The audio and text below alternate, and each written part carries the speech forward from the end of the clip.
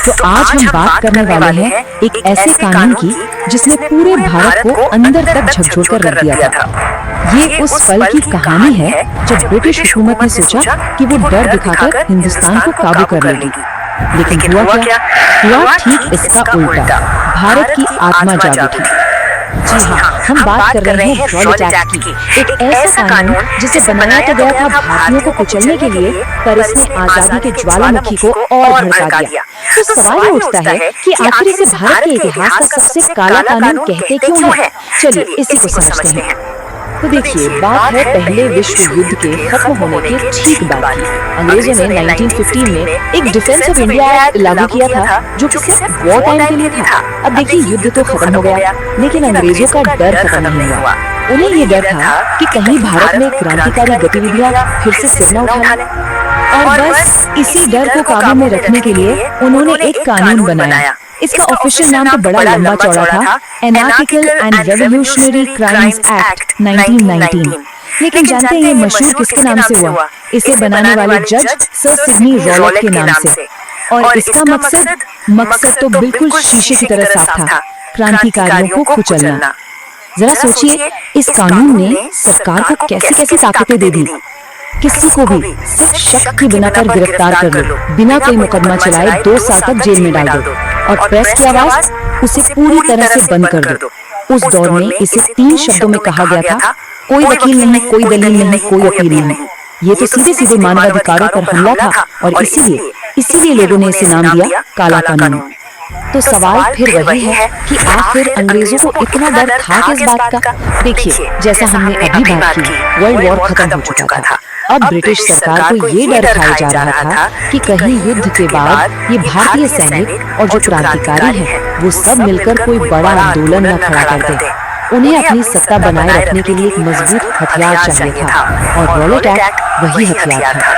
इस कानून ने ना ब्रिटिश राज का असली चेहरा सबके सामने ला दिया।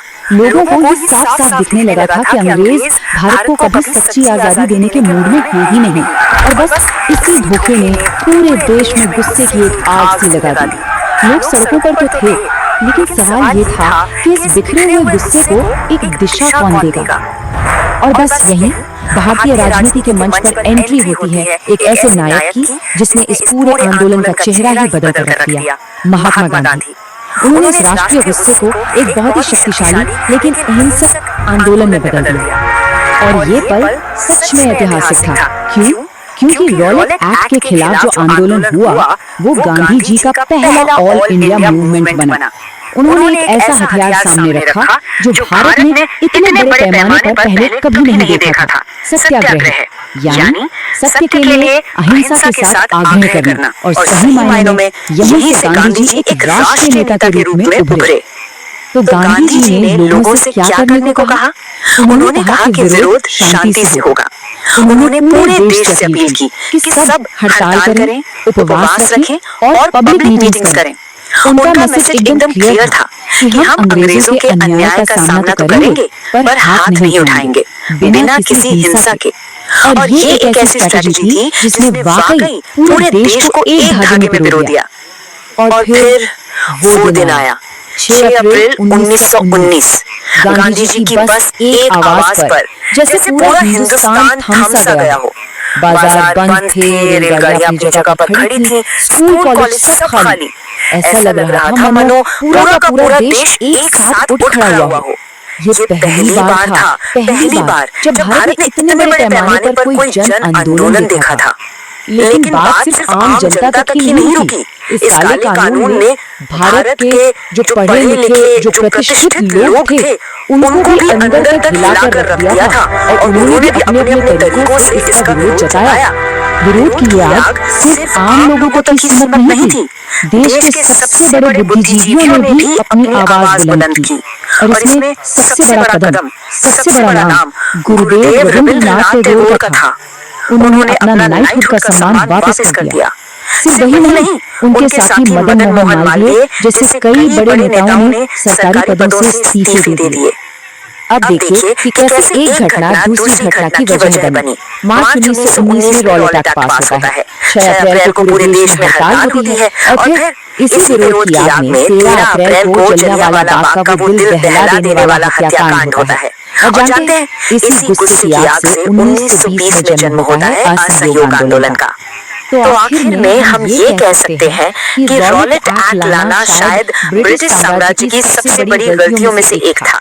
उन्होंने सोचा था कि इस कानून से वो भारतीयों को डरा देंगे, चुप करा देंगे, लेकिन हुआ क्या? हुआ ठीक इसका उल्टा।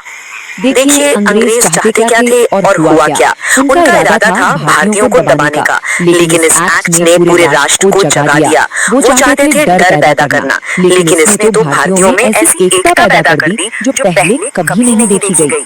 वो विरोध को कुचलना चाहते थे, लेकिन इसने आजादी की लड़ाई को एक नई और कहीं ज्यादा मजबूत दिशा दे दी। और इसी पल भारत की जनता ने जैसे ब्रिटिश हुकूमत को एक सीधा संदेश दे दिया। ये सिर्फ एक नारा नहीं था, ये उस नई चेतना का, उस नए जोश का ऐलान था जो अब हर भारतीय के दिल में जाग चुका था।